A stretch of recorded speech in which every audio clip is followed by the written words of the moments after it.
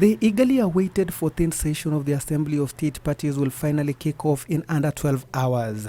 But it appears the 7-day event promises to be a high-stake convention, as Kenya has dispatched a high-power delegation of diplomats and top-notch legal practitioners to the meeting to lobby the country's position in the use of Rule 68 on recanted evidence. We have a technical team that actually has done an excellent job, and we're very grateful to that technical team.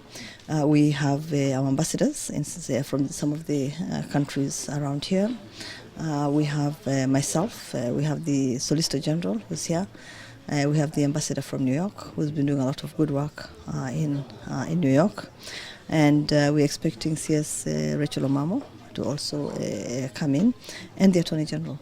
Whereas a delegation led by the Foreign Affairs Ministry and that from the State Law Office will tackle diplomatic and legal aspects of the Kenyan cases, another group of legislators to be led by Majority Leader of the National Assembly, Aden Duale, will exert its pressure on the political front on the use of prior recorded testimonies in the case facing Deputy President William Ruto and Joshua Arap Sang. 13 Assembly States Parties Conference, when Rule 68 was being amended, Kenya was given the assurance that Rule 68 as amended and the use of recanted evidence will not apply to the Kenyan case. That is our position tomorrow morning. To this end, Duale has disclosed that his team of 32, comprising of 25 MPs and 7 senators, is leaving for The Hague this evening and will immediately execute its mandate starting Wednesday. We want the Assembly States to form an 8-member panel to investigate the shoddy investigations that were done to all the Kenyan cases, including the current one.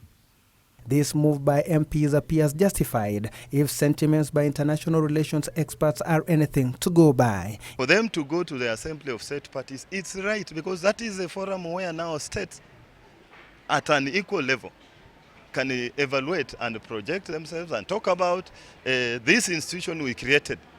Is it actually helping us? In fact, Wilfred Muliro holds the view that political pressure on the ongoing cases was long overdue. If we didn't even have a case at the ICC, we have obligations to these international organizations by way of ratifying the treaty.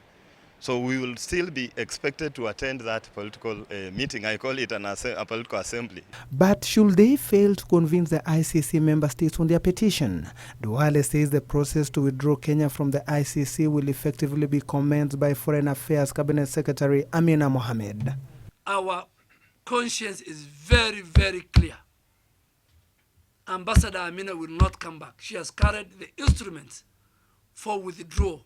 Ambassador Amina will take the next flight to New York and present those instruments for withdrawal to the Secretary General of the Security Council, of the UN Security Council.